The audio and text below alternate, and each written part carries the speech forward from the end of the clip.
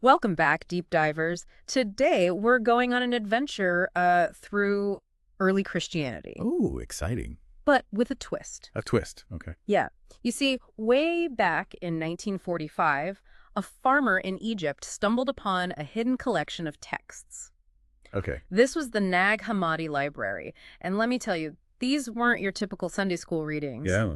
These, my friend, were the Gnostic Gospels. The Gnostic Gospels. Ah. Offering a totally different take on Jesus, spirituality, and even like the nature of reality itself. Yeah, it's like finding a hidden treasure chest, you know? Yeah. It reveals a side of early Christianity that most people don't even know exists. Exactly. And that's why we're here. We're going to crack open four of these texts. Okay. The Secret Book of James, Okay. the Gospel of Thomas, the Book of Thomas, and the Secret Book of John. That's quite a lineup. Yeah. Each one offers unique insights and challenges to the traditional narrative. I can imagine. But before we dive into the specifics, let's get a handle on the basics. What is Gnosticism, really? Well, Gnosticism, it all revolves around this idea of gnosis, Gnosis. which is a Greek word for knowledge. But we're not talking about, like, textbook knowledge here. It's a deeper kind of knowing. Oh, okay. It's an experiential understanding of the divine, like a spark of awareness that can lead to spiritual liberation. So less about blind faith and more about direct experience, like enlightenment through personal understanding? Precisely. And this is where things get interesting. Okay. Gnostics, they believed in a purely good God, Okay. a transcendent God, a source beyond human comprehension. Okay. But they also saw the material world as a trap and our souls as imprisoned within our physical bodies. So the material world is a trap. So does that mean Gnostics just rejected physical reality altogether? Not quite. It's more nuanced than that. It's not about rejecting the physical world. Okay. It's about seeing it as a temporary state, a realm of illusion that we need to transcend. To achieve spiritual liberation. Exactly. And they believe this was achieved through gnosis. It's about breaking free from this illusion and reuniting with that divine source. So it's about peeling back the layers, going beyond the surface to find a deeper truth. Yes, exactly. And they recognize the same God as those following what would become Orthodox Christianity. Right. But they had a very different interpretation of the Old Testament God. They viewed him as a lesser deity, a creator of the material world, Interesting. but not the ultimate source of goodness and truth. Okay, fascinating. So with that understanding of Gnosticism, let's delve into our first text, Let's do it. the Secret Book of James. Ooh, intriguing title. Right. What makes this one so special? Well, just imagine receiving a secret letter from James, the brother of Jesus himself, filled with teachings that weren't meant for everyone. Whoa, really? Like hidden knowledge. Exactly. It's like a hidden message passed down through generations. Okay, I'm hooked already. What kind of secrets are we talking about here? For one thing, the secret book of James offers a unique perspective on the suffering and resurrection of Jesus. Okay. It goes beyond the traditional narrative, giving it a more mystical interpretation. Interesting. For example, there's a passage where Jesus advises James to be saved and follow him. Yeah. But the emphasis isn't on blind obedience here. It's not. No, it's about a deeper transformation, Oh, okay. a journey of spiritual awakening. So it's not about following dogma, but about embarking on a personal journey toward enlightenment. You got it. And there's this really profound passage where Jesus reflects on the shortness of human life and the fact that suffering is just inevitable. Yeah, that's relatable. But he doesn't just dwell on the despair. He doesn't. No, he points to a higher reality, Okay. a spiritual dimension that transcends our physical experience. It's like he's saying, yeah, life is tough, but there's something more to it all, something that gives it meaning. Exactly. And here's where it gets really interesting. Okay. Jesus actually encourages his followers to become superior to him. Wait, superior to Jesus? That's a bold statement. It is, but it's not about ego or hierarchy here. So what does it mean? It's about recognizing the divine spark within each of us, That makes sense. that potential for spiritual growth and enlightenment. Okay. He's basically saying, don't just follow me, embody the divine within you, become children of the Holy Spirit. So it all ties back to that core Gnostic belief in personal gnosis. Yes. That direct connection with the divine source. Precisely. The secret book of James really pushes us to go beyond blind faith and seek that inner transformation. I like it. And it's interesting to note that James actually mentions sending another secret book 10 months prior. Oh, really? We don't know what was in it, but it adds another layer of mystery. Like a hidden puzzle. Yeah. So now let's move on to the Gospel of Thomas. Okay. What makes this text different from the others? Well, unlike the other Gospels, the ones that tell the story of Jesus' life, Right. the Gospel of Thomas is a collection of 114 sayings attributed to Jesus. Oh, wow. It's like a mosaic of wisdom teachings, with each saying giving us a glimpse into his message. So less about the narrative and more about the essence of his teaching. Exactly. And it's really cool. What? Some scholars believe that some of these sayings might actually be authentic pronouncements of Jesus, Whoa, hold on. stuff that wasn't included in the New Testament. Wow, like lost wisdom rediscovered. Exactly. Imagine that. That's amazing. So what are some of the sayings that really stand out to you? Well, one that always resonates with me is, whoever finds self is worth more than the world. Wow. It really speaks to that Gnostic belief in the inherent value of the divine spark within us. That's powerful. It's about self-discovery and Wow. spiritual awakening. It's a reminder that true worth comes from within, not from like external validation or possessions. Exactly. And then there's this other intriguing saying, the kingdom of the Father is spread out on the earth, but people do not see it. That's deep. Right.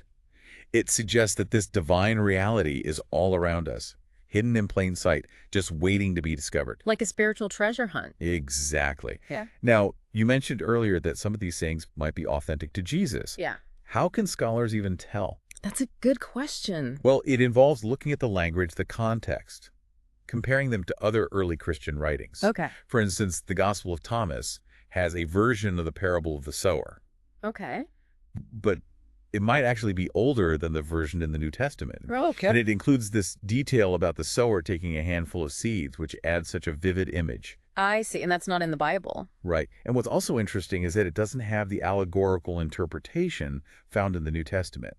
So it suggests that this might be an earlier, less structured form of the parable. Fascinating. So now I'm curious about the Book of Thomas. What's the vibe of this one? Well, the Book of Thomas is a dialogue between Jesus and Thomas, and it delves deep into these themes of spiritual perfection and escaping the material world. Okay. It's got a more ascetic and dualistic worldview compared to the Gospel of Thomas. Ascetic and dualistic. Can you break those down a bit? Sure, asceticism is about living a simple life, Okay. focusing on self-discipline. Huh. It often involves things like fasting or celibacy. Okay. Dualism, in this context, is the idea that there are two fundamental forces in the universe: good versus evil, spirit versus matter. I see. So it's like the Book of Thomas is saying, give up worldly pleasures and focus on the spiritual realm. Exactly. It emphasizes the dangers of material attachments and the need for inner transformation. Cool. And it uses some pretty vivid imagery to get its point across. Like what? Like, it describes people who are consumed by worldly desires as being bound by chains of fire. Intense. Yeah. Now, there's also this idea of Thomas being referred to as Jesus's twin. Yes, That seems significant. it is. It points to a special connection between them. Huh. Like, Thomas understood Jesus on a deeper level than the other disciples. Mm-hmm. Almost like saying, Thomas gets it. So we're seeing that theme of knowledge and understanding again. Exactly. It's not just blind faith. It's about really seeking that deep connection. Yeah. I'm also curious about that image of the tree growing by a river. What's the meaning there? It's a beautiful metaphor for the flourishing of the soul. I see. The tree, it's nourished by the river. Right. It represents the soul drawing sustenance in life from a divine source. Beautiful. But then there's this other image that's pretty unsettling. Shapeless ghosts inhabiting tombs. Right. What's that all about? Well, it's meant to represent the emptiness of a life lived without any spiritual connection. Okay. So quite a contrast. Yeah. Okay, so we've explored 3 of our 4 texts. We have. The Secret Book of James, the Gospel of Thomas, and the Book of Thomas. Trigger. Now, get ready for the grand finale, Okay. the Secret Book of John. Oh, I've heard things about this one. This one's a wild ride, my friend. Buckle up. It takes us on a cosmic journey. Awesome. The Secret Book of John offers a highly symbolic and mythological account of creation, Okay. the fall of humanity, and Yeah. ultimately redemption. Oh. It's like Genesis meets ancient Greek mythology, but with a Gnostic twist. I love it. So we're talking epic narratives, Yes. divine beings, Uh-huh. and a whole new perspective on how the universe began. Can't wait to hear this. Yeah, it's a doozy. It offers a complex cosmology and a unique interpretation of the Genesis creation story, That's right. blending biblical elements with Gnostic ideas. Yeah. And at the heart of it all is this enigmatic figure of Sophia. Sophia. Who is she? Sophia is a divine being representing wisdom, Okay. but her actions, they lead to the creation of the material world Oh, wow. and the demiurge, The demiurge. a lesser creator god named Yaldabaoth. Yaldabaoth. Okay, so wait, the demiurge is responsible for creating our physical reality, and it all started with Sophia. That's right. But here's the twist. Yaldabaoth, he's not portrayed as this all-knowing, all-powerful being. He's not. No, he's actually depicted as flawed and totally clueless about his true origins. Really? Yeah, he mistakenly believes himself to be the supreme god. So there's a hierarchy even among the divine, with this Yaldabaoth character not at the top. Exactly. And the Secret Book of John goes into great detail describing him and his cosmic hierarchy. Wow, that's intense. It is. I have a feeling this is going to be a lot to unpack. Yeah.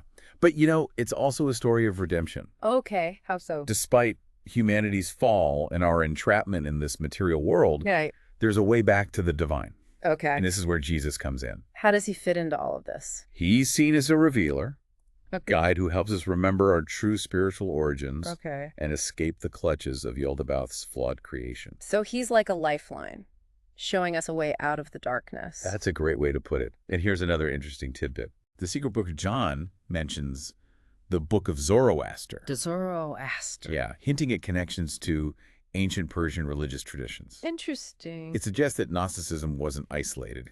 You know, it might have been influenced by other ideas too. Yeah, it shows how these ancient ideas were all interconnected. It really highlights how ideas were flowing back then. Yeah, constantly evolving and influencing each other. So these Gnostic Christians, like, how did they fit into the bigger picture of early Christianity? I mean, weren't their beliefs, like, considered kind of out there? Well, yeah, eventually they were.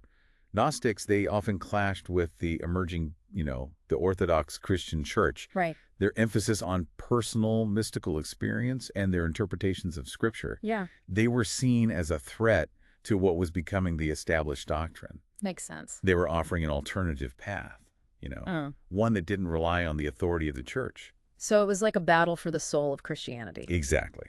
And ultimately, the Orthodox side won. They suppressed Gnostic writings and branded them as heresy. Ah, so that's why these Nag Hammadi texts are so valuable. Yeah. They're like a window into a lost world. They offer a glimpse into a part of Christian history that was almost completely erased. Imagine if those texts had never been found. Right. Our understanding of early Christianity would be so different. It really makes you think about how history is written, doesn't it? It does. It reminds us to be open to different perspectives, to dig a little deeper. Yeah. So getting back to these texts, what do you think they mean for us today? Why should we care about these ancient writings? That's a great question. What I find so fascinating about these Gnostic Gospels is that they challenge us to rethink our assumptions about early Christianity. Okay. They show us that there wasn't just one single understanding of Jesus or his teachings back then. So they're like a mirror reflecting the diversity of the early Christian world. Exactly. And this is incredibly relevant today. How so? Well, it challenges us to examine our own beliefs, to question whether our own understanding of Christianity, or even spirituality in general, is maybe too narrow. Interesting. Are we open to exploring different perspectives, even if they make us uncomfortable? That's a good point. It reminds me of that saying from the Gospel of Thomas. Whoever finds self is worth more than the world. Yes. That idea of looking inward, finding truth and meaning within ourselves. It resonates with a lot of people today, even those who aren't religious. I can see that. It's about authenticity, connecting with something bigger than ourselves. So, in a way, these Gnostic texts aren't just about ancient history. Right. They're also about these timeless human questions. Yeah. The search for meaning, the nature of reality, Yes. and the journey of self-discovery. Exactly. So what are some key takeaways you think our listeners should hold on to? Good question. Well, one of the biggest is that spiritual truth is multifaceted. Okay. There's no single right answer. Right. No one correct way to understand the divine. The Gnostic Gospels encourage us to embrace that diversity, to be open to different perspectives, Be open-minded. and to respect the individual journeys of others. It's like those teachings are saying, don't be afraid to question, to explore, to find your own path to enlightenment. Exactly. Yeah. And that exploration might lead us to unexpected places. It might, like we've seen with these texts, right? Right. Speaking of unexpected, there's this one passage in the Secret Book of John that I found particularly intriguing.